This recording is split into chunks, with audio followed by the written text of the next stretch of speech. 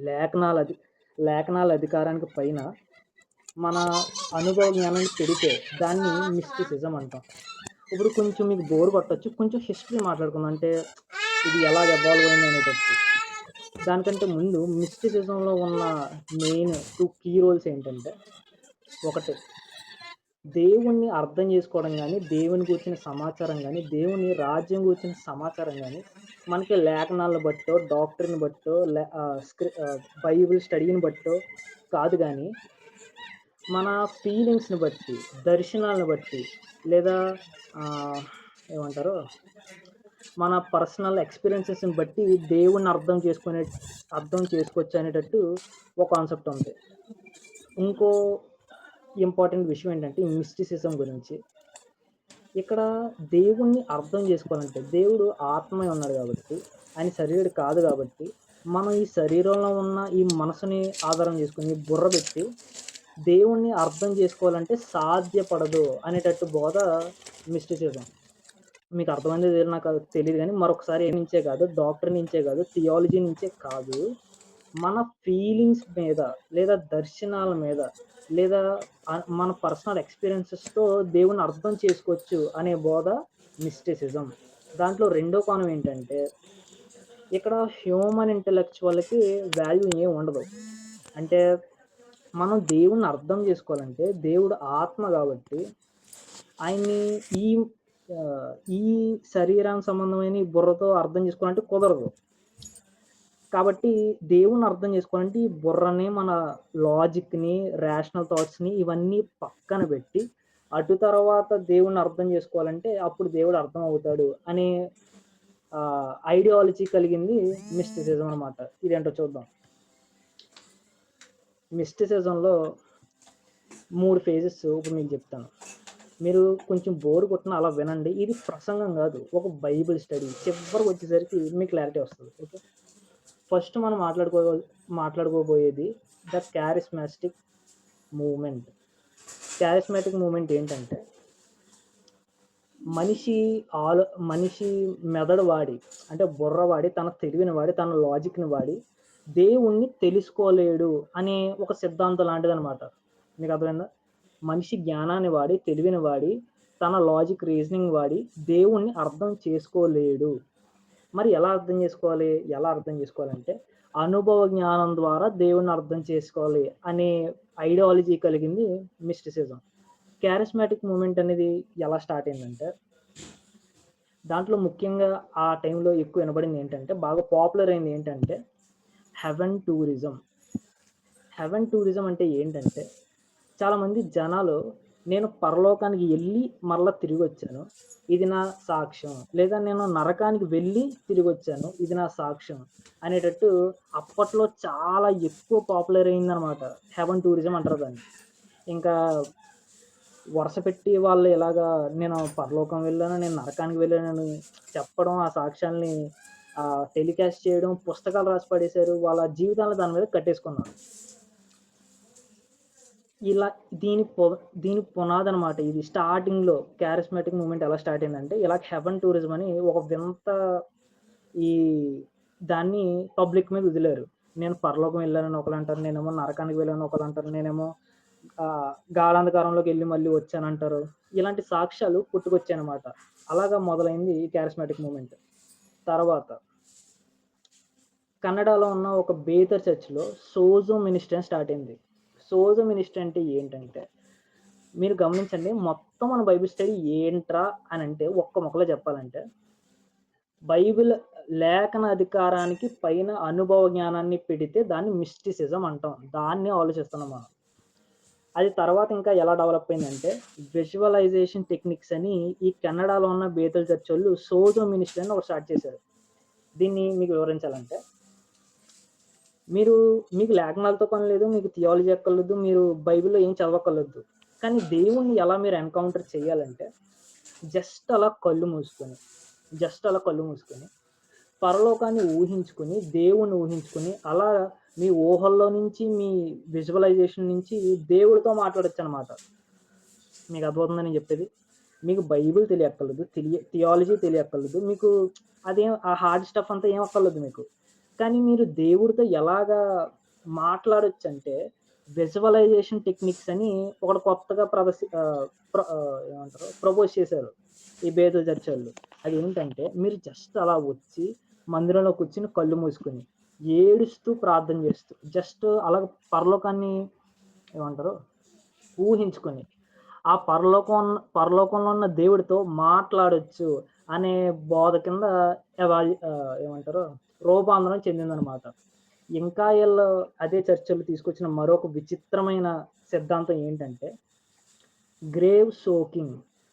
Grave soaking అంటే ఏంటంటే, already చనిపోయిన సేవకులు సమాధులుంటాయి గదా! సమాధుల దగ్గరికి వెళ్లి, వాళ్ళ దగ్గర మోకరించి ప్రార్థన చేసి, లేదా వాళ్ళ సమాధులు పట్టుకొని ఏడిస్తే, వాళ్ళకున్న అభిషేకం మాలోకొస్తదని నమ్మే ఒక విచిత్రమైన బోధనమాట. గ్రేవ్ సోకింగ్ అంటారు దీన్ని. ఇది చారిస్మాటిక్ మూవ్‌మెంట్‌లో చాలా పెద్ద రోల్ ప్లే చేసింది. మీకు అర్థమవుతుందా నేను చెప్పేది? చారిస్మాటిక్ మూవ్‌మెంట్ అంటే లేఖనాల్లో నుంచి కాదు, బైబిల్ స్టడీలో నుంచి కాదు, థియాలజీ నుంచి కాదు, కేవలం అనుభవ జ్ఞానం నుంచి క్రీస్తుని అర్థం చేసుకోవచ్చు అనే బోధ. ఓకే. దాంట్లో ఫస్ట్ మీకేం చెప్పాను? Heavenly tourism. చాలామంది క్లెయిమ్ చేసుకోవడం మొదలుపెట్టారు. నేను పరలోకం వెళ్ళాను, నేను నరకానికెళ్ళొచ్చాను, నేను దేవుడిని చూసొచ్చాను, దేవదూతలను చూసాను, అపవాదితో నేను మాట్లాడాను. ఇలాగా. అప్పుడు చాలా ఫేమస్ అవి. పుస్తకాలు రాసి పడేశారు. చాలా ఇంటర్వ్యూలు ఇచ్చారు. సాక్ష్యాల్ని టెలికాస్ట్ చేసి అప్పుడు చాలా హంగామా చేశారనమాట.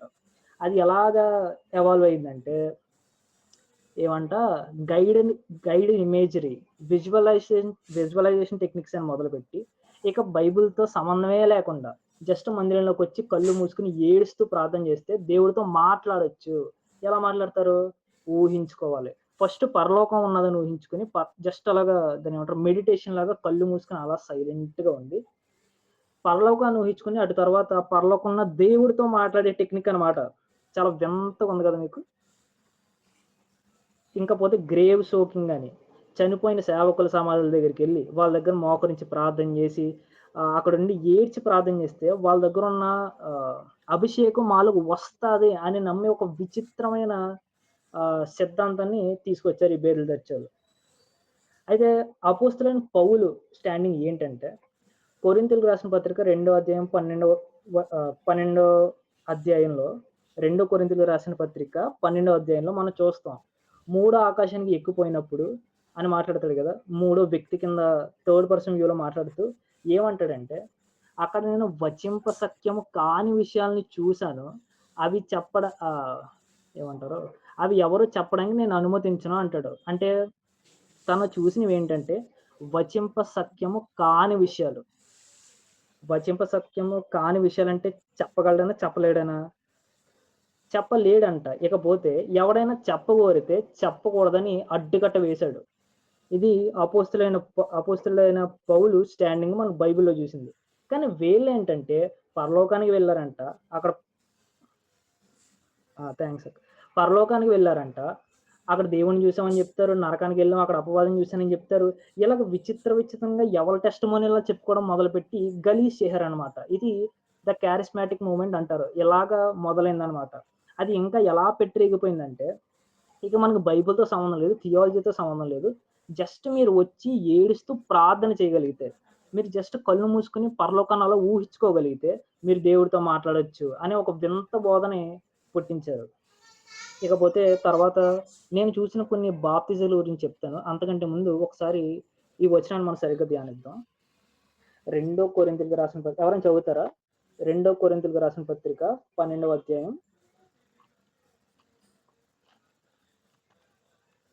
2-4 వచనాలు. 2 కొరింథీయులకు రాసిన పత్రిక క్రీస్తునందున్న ఒక మనుషుని నేను ఎరుగుదును.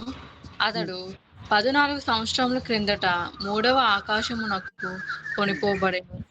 అతడు శరీరముతో కొనిపోబడినో నేనెరుగను. శరీరము లేక కొనిపోబడినో నేనెరుగను. అది దేవునికే తెలియదు. అట్టి మనుషుని నేను ఎరుగుదును.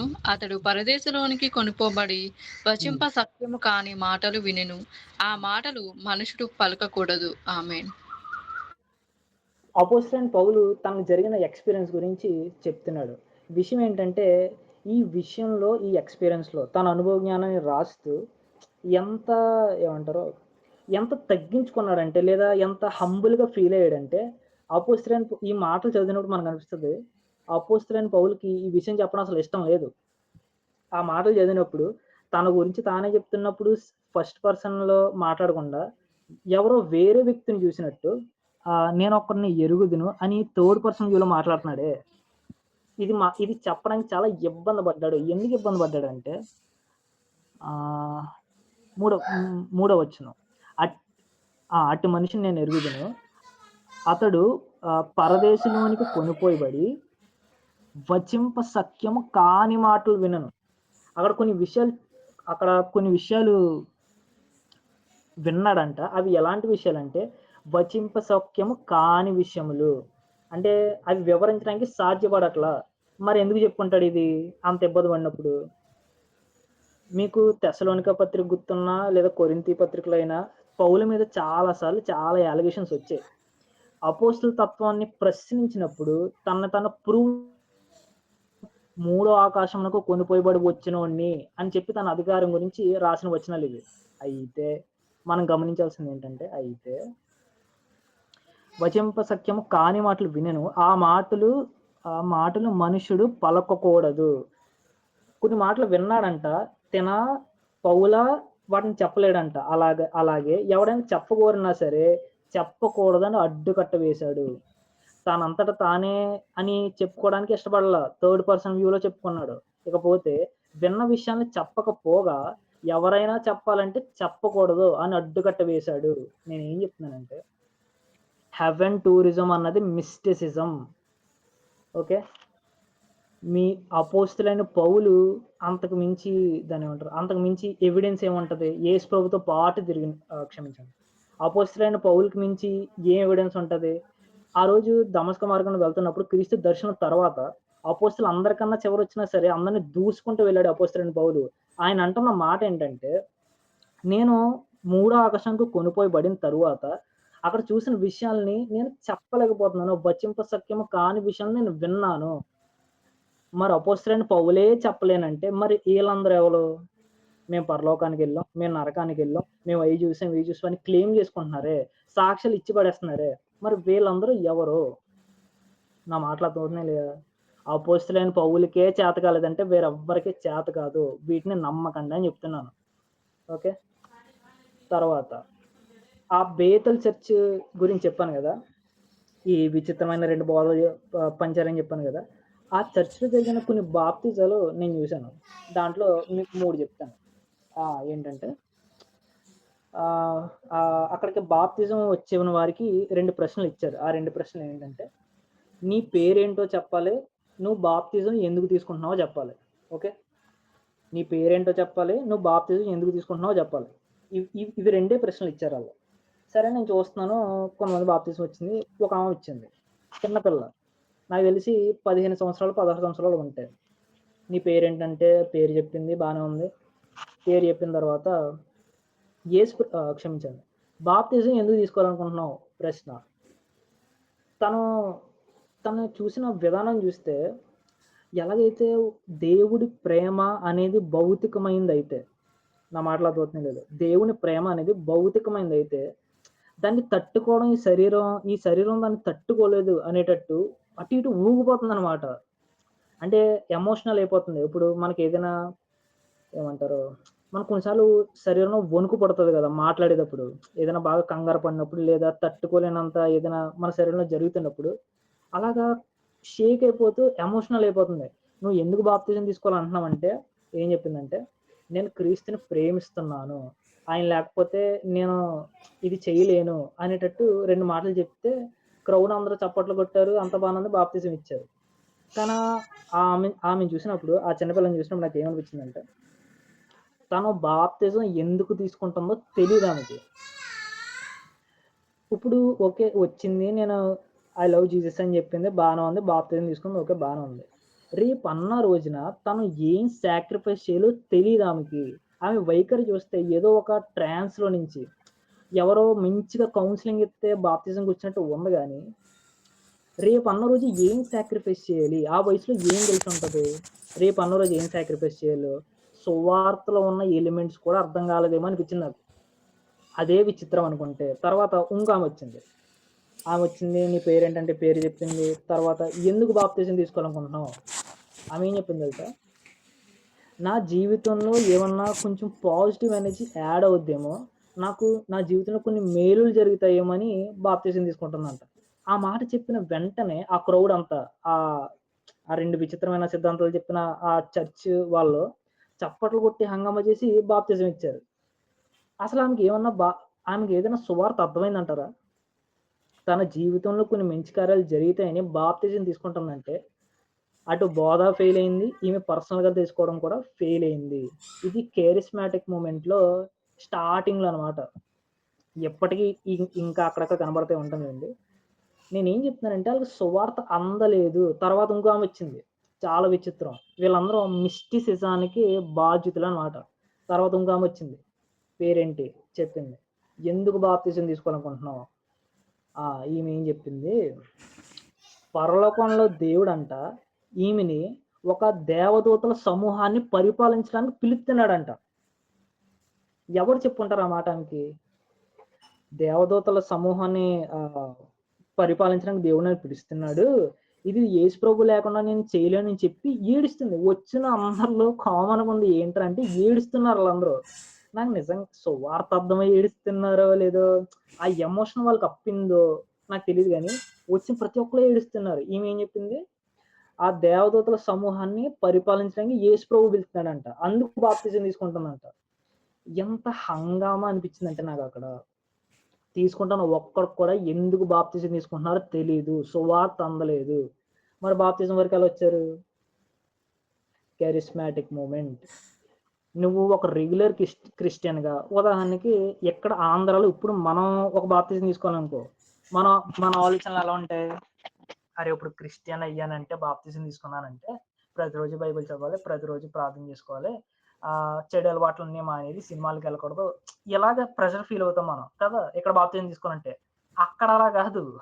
చారిస్మాటిక్ మూవ్‌మెంట్‌లో బాప్తిజం తీసుకోవాలంటే ఇవేమీ అక్కర్లేదు. నీకు బైబిల్‌లో బొట్టు తెలియకపోయినా, సువార్త తెలియకపోయినా, ప్రార్థన చేసే ఆ అనుభవం లేకపోయినా, ఏమున్నా లేకపోయినా సరే, జస్ట్ దేవుడిని నీ పర్సనల్ ఎక్స్‌పీరియన్స్‌తో దేవుడితో మాట్లాడొచ్చు. హైప్ అనమాట.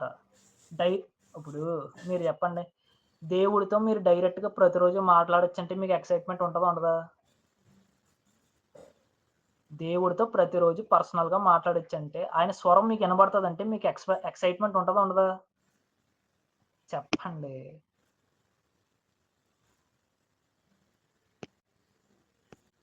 ఎవ్వరు రెస్పాండ్ అవ్వట్లేదండి. దేవుడు ఉండదు. ఉంటది గదా! అలాంటి బోధ నుంచి తీసుకొచ్చారు బాప్తిజానికి. బొట్టు తెలీదు ఆళ్ళకి. సువార్తలోని ఎసెన్స్. అది ఆ చర్చ్ ఏ చర్చ్? బేతల్ చర్చ్ ఆ 2 విచిత్రమైన సిద్ధాంతాలు తీసుకొచ్చానని చెప్పాను గదా! అక్కడ చూసిన బాప్తిజాలు. అంత విచిత్రంగా ఉంది. నేనేం చెప్తున్నానంటే మిస్టిసిజంలో ఈ చారిస్మాటిక్ మూవ్‌మెంట్ ఏదైతే ఉందో, ఒక ముక్కలో చెప్పాలంటే వీళ్ళ టార్గెట్ ఎవర్రా అంటే అమాయకపు ఆడియన్స్. నేను స్టార్టింగ్‌లో చెప్పానే. ఈ మిస్టిసిజం కోర్ ఎలిమెంట్ ఏంటంటే, నువ్వు దేవుడిని అర్థం చేసుకోవాలంటే, ఈ మనిషి శరీరంలో ఉన్న ఈ బుర్రతో అర్థం చేసుకోవడం సాధ్యపడదు. ఇంకా దేవుడు నీకు అర్థం కావాలంటే, అనుభవ జ్ఞానంతోనే అర్థమవుతాడు. సింపుల్‌గా చెప్పాలంటే, నీ బుర్ర తీసుకెళ్ళి చెత్తకుండీలో పెడితే, అప్పుడు దేవుడు అర్థమవుతాడు. నువ్వు ఈ లాజిక్కు, ఈ రీజనింగ్, రేషనల్ థాట్స్ పెట్టుకొని దేవుడిని అర్థం చేసుకోవాలనుకున్నావనుకో, దేవుడు నీకు అర్థం కాడు. ఇంకా ఎక్కువ మాట్లాడితే బైబిల్‌లో నుంచి తెలిసేది ఇన్ఫర్మేషను కొంచెమే. బైబిల్ అంతా ఇన్ఫర్మేషన్ ఉందని నమ్మరీళ్ళు. బైబిల్‌ని దాటి ఇంకా అమ్మో! ఇంకా ఆదికాండం నుంచి ప్రకటన గ్రంథం వరకు మొత్తం చదివేశాను. ఇంక చదవడానికి ఏం లేదు. దేవుడి గురించి ఇంకా తెలుసుకోకపోతే నేను చచ్చిపోతానేమో అనేటట్టు అంత బిల్డప్ ఇచ్చేవాళ్ళుంటారు చూడు. అలాగా బైబిల్‌ని పక్కన పెట్టి జస్ట్ అలా కూర్చొని ఏడుస్తూ ప్రార్థన చేయడమే. ప్రభువా నాతో మాట్లాడు. ప్రభువా నాతో మాట్లాడు అని. ఇది ఏమంటారు? మిస్టిసిజంలో ఉన్న విక్టిమ్స్ అన్నమాట. బైబిల్ మొత్తాన్ని పక్కన పెట్టి అనుభవ జ్ఞానం నుంచి దేవుడిని అర్థం చేసుకోవడానికి ప్రయత్నం చేస్తారన్నమాట. ఇది ఫేజ్ 1. దీన్ని చారిస్మాటిక్ మూవ్‌మెంట్ అంటారు. తర్వాత సోషల్ జస్టిస్ మూవ్‌మెంట్ అని ఒకటొచ్చింది. ఇది కూడా మిస్టిసిజంలో భాగం అనమాట. ఇదేంటంటే సోషల్ జస్టిస్ మూవ్‌మెంట్ అంటే ఏంటంటే, వీళ్ళు ఏం చేశారంటే, నేను స్టార్టింగ్‌లోనే చెప్పాను. ఈ ఈ బోధలు ఇరుక్కున్న ఎవ్వరికీ బైబిల్ మీద ఆహ్, అవగాహన ఉండదు. బైబిల్ అయితే చదివే బ్యాచ్ కాదు వీళ్ళు. బైబిల్‌ని పక్కన పడేశారు. సోషల్ జస్టిస్ మూవ్‌మెంట్ అంటే ఏంటంటే, పాపాన్ని చూసే విధానాన్ని మార్చిపడేశారు. పాపాన్ని చూసే విధానాన్ని మార్చిపడేశారు. ఉదాహరణకి బైబిల్ ఏమని చెప్తదంటే, పాపం అనేది దేవునికి వ్యతిరేకం. ఎవడైనా పాపం చేస్తే దేవుడికి విరోధంగా పాపం చేస్తున్నాడు. పాపం చెయ్యకూడదు అని బైబిల్ చెప్తది. కానీ సోషల్ జస్టిస్ మూవ్‌మెంట్ ఏం చెప్తదంటే, ఈ మిస్టిసిజంలో ఒక భాగం అన్నమాట ఇది. ఇదేం చెప్తదంటే, నువ్వు ఆ టైంలో పాపం ఎందుకు చేశావంటే అని మొదలుపెడతది. మీకేమన్నా అర్థమైందా? బైబిల్ ఏమని చెప్తది? పాపం చెయ్యకూడదు. అంతే ఫుల్ స్టాప్. కానీ సోషల్ జస్టిస్ మూవ్‌మెంట్ ఏమని చెప్తదంటే, నువ్వు ఆ పరిస్థితుల్లో ఆ పాపం ఎందుకు చేయాల్సి వచ్చిందంటే అని చెప్పి మొదలుపెడతదనమాట. నా మాటలు అర్థమవుతున్నాయా లేదా? మిస్టిసిజంలో ఉన్న మరొక మేజర్ ప్రాబ్లమ్ ఏంట్రా అంటే, అనుభవ జ్ఞానాన్ని లేఖన అధికారం కన్నా పైన పెడతారు. లేఖనం ఏమని చెప్తది? పాపం చెయ్యొద్దు. కానీ అనుభవ జ్ఞానంలో నుంచి ఆలోచించి వాడు ఎలా ఆలోచిస్తాడంటే, నా పరిస్థితి ఏంటో దేవుడికి తెలుసు. నేను ఆ సమయంలో ఆ పాపం ఎందుకు చెయ్యాల్సొచ్చిందో దేవుడికి తెలుసు. దేవుడు నన్ను క్షమిస్తాడు అని ఒక వింత బోధ పుట్టుకొచ్చిందనమాట మిస్టిసిజంలో. లేఖన అధికారానికి మన అనుభవ జ్ఞానాన్ని మీద బెడితే జరిగే దారుణాలనమాట ఇవి. మొత్తం పాపాన్ని డెఫినిషన్ గాదు. పాపాన్ని చూసే విధానాన్ని మార్చేశారు. మనం ఏదైనా ఒక పాపం చేసినప్పుడు బైబిల్ ఏమని చెప్తుందంటే, నీ సహోదరుని ఖండించు. వింటే వాడిని క్షమించు అని చెప్పింది బైబిలు. కానీ ఈ మిస్టిసిజంలో ఈ భాగంలో ఏంటంటే, నువ్వు పాపం చేశావనుకో, నువ్వు ఎందుకు చేశావంటే నీ దగ్గర జస్టిఫికేషన్ ఉండాలనమాట. ఇలాగ తన పాపాన్ని జస్టిఫై చేసుకునేవాడు ఎప్పటికీ ఆ పాపం నుంచి బయటికి రాలేడు.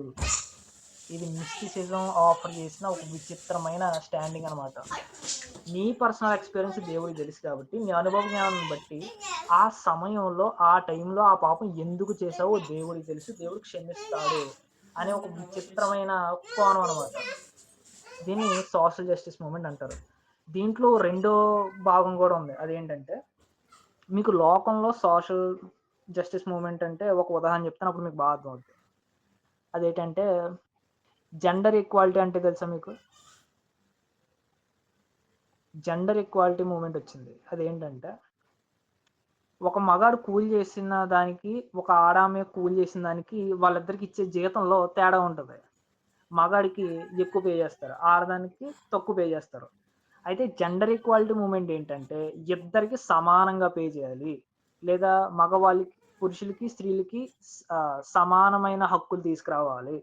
ఇది జెండర్ ఈక్వాలిటీ మూవ్‌మెంట్.